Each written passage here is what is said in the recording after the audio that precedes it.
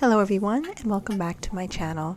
This past week brought us cooler weather and darker evenings, and there's not much sunlight left after we come home from work and school. So the goal for the week was to make quick and healthy meals for the family that use whatever I had on hand. As you know by now, I love to cook with seasonal ingredients and also use the time that I'm preparing the meal as a form of meditation and reflection on the day. So I'm excited to take you through our family dinners for the week. So let's put on our aprons and head into the kitchen. I'm SB, and this is SB Living.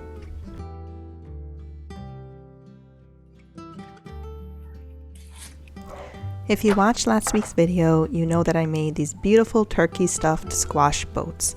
I saved half of the ground turkey from that meal to make this turkey Bolognese sauce. On Sundays, I like to make a big pot of sauce or a big roast to be enjoyed for Monday night, and here's why. My entire childhood was marked by Sunday dinners at my grandparents' house, always at 2 o'clock, and it would last through the evening. And there's always sauce because there was always pasta. And if you know, you know, right? Let me know in the comments what Sunday dinners were like for you. I would love to know. In my own household now, things have changed a bit. My father-in-law is in charge of Sunday dinners, your traditional Jamaican spread with rice and peas and a curry or oxtail pot. And while he's cooking away at that, I still do my own cooking, but instead of enjoying it that day, I save it for Monday night. And it's a beautiful thing because Mondays are the first work day and school day of the week, and coming home to what would otherwise be a Sunday dinner is extra nice.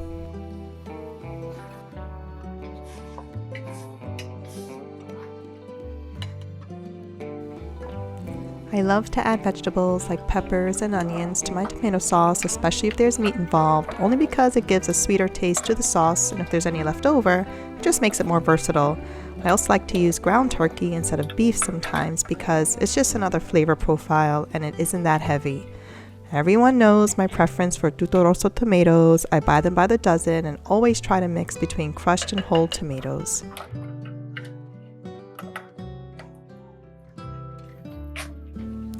I also dig into my bag of frozen basil and I crush a bit of those in. Then I just close the pot and let it simmer until it's ready.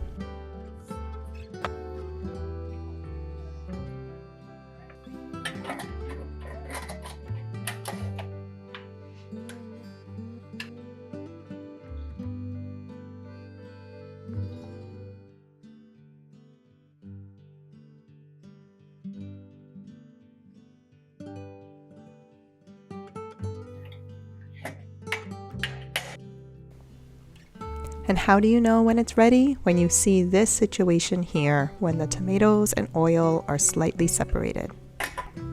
I cool this off and put it in the fridge, and the next night I bring it back up to a boil.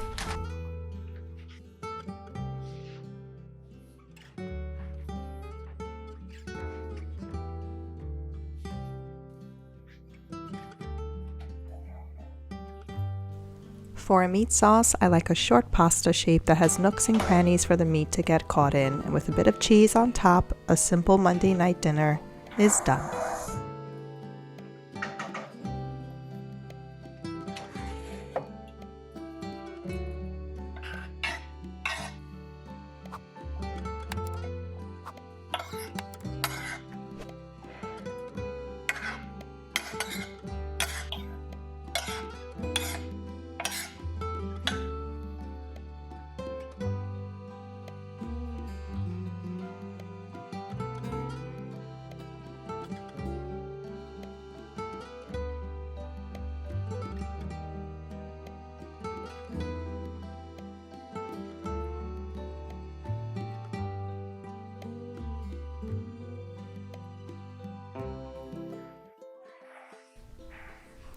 For busy weeks, I also love to prepare meals that take care of themselves, and this is the second time I'm making London broil this month, which makes sense because I buy meat in bulk and London broil is just a good cheap cut of meat to feed a family of 5.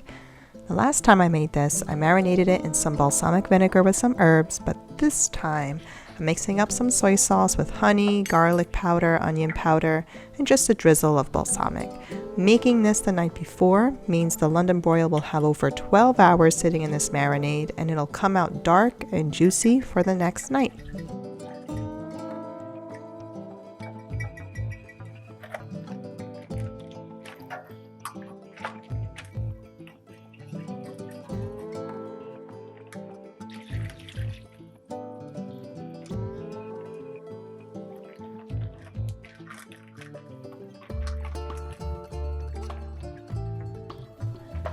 There's a few ways to cook London broil, and though broiling it is preferred like the name suggests, I actually like to grill it. In the cooler months though, I cook it in the oven and it comes out just as good, especially if it's been sitting in a marinade for quite some time.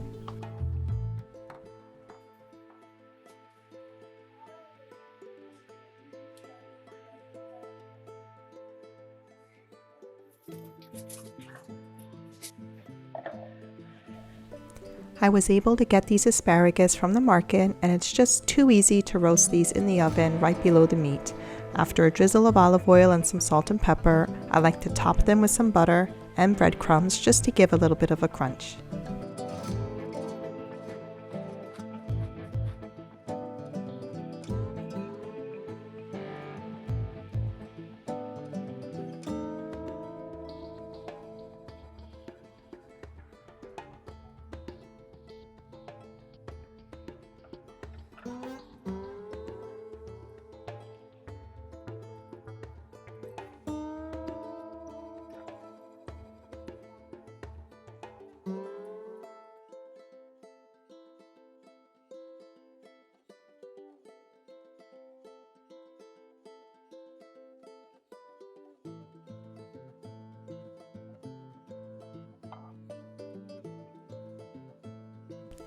While the oven is going, I make a fresh tomato salad, and that's it. The asparagus will be crispy and the meat will be cooked just the way we like it.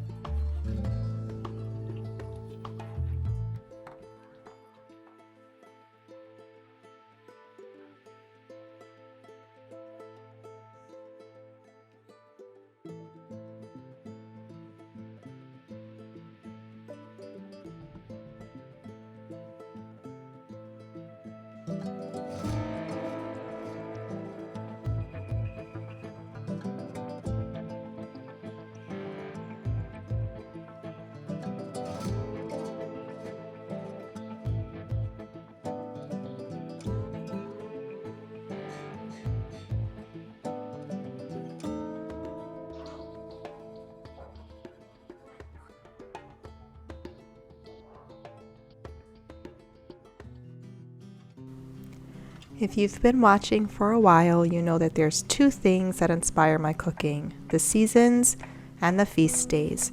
Besides our regular calendar that we all use, there's a liturgical calendar in the Catholic faith that include feast days and special times of year like Eastertide and Ordinary Time and Advent, which is actually coming up soon. I'm so excited. And every so often there are sets of days called Ember days, which are days of fasting that aren't as popular anymore, but still an important part of tradition. For most Catholics, fasting is usually associated with Lent or the 40 days before Easter, and some also regularly fast on Fridays throughout the year, myself included.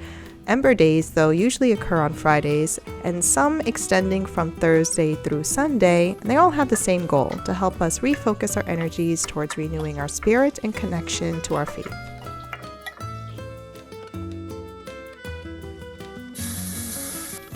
The most popular way of fasting is to enjoy lighter meals on that day, and traditionally for us that means keeping to a vegetarian or pescatarian meal plan that doesn't take too much time to prepare. This shrimp, zucchini, and tomato bowl is tasty and use only one pan to make. And whether you're making this for one person or a family, it's not hard to go from the pan straight to the table.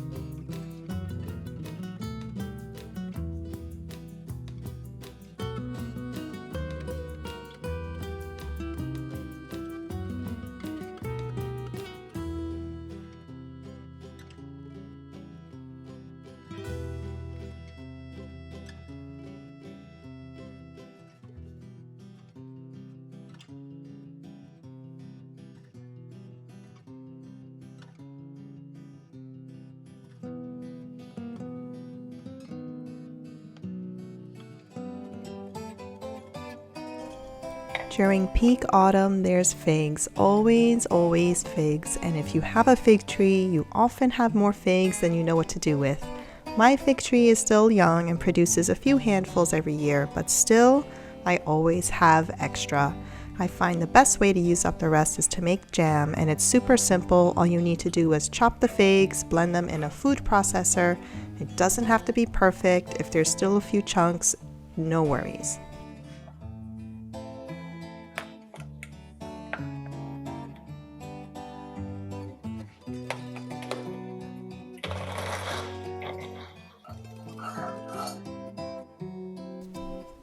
Once it's all blended, the fig paste is put in a pot with a good helping of sugar, and it simmers away until it gets nice and thick to your liking.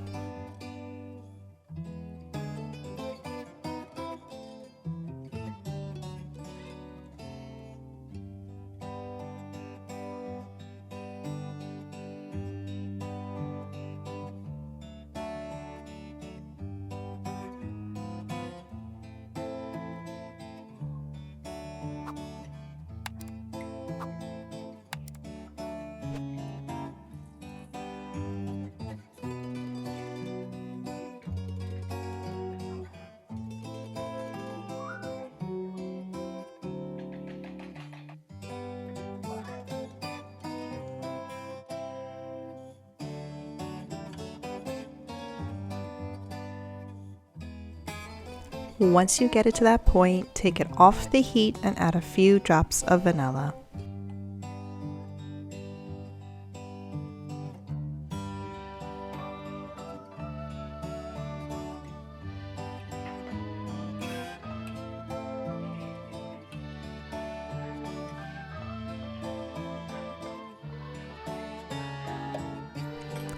I like to store these in the fridge to have on top of some dry toast, which is nice for a light breakfast or afternoon tea, especially during those darker evenings that the fall brings.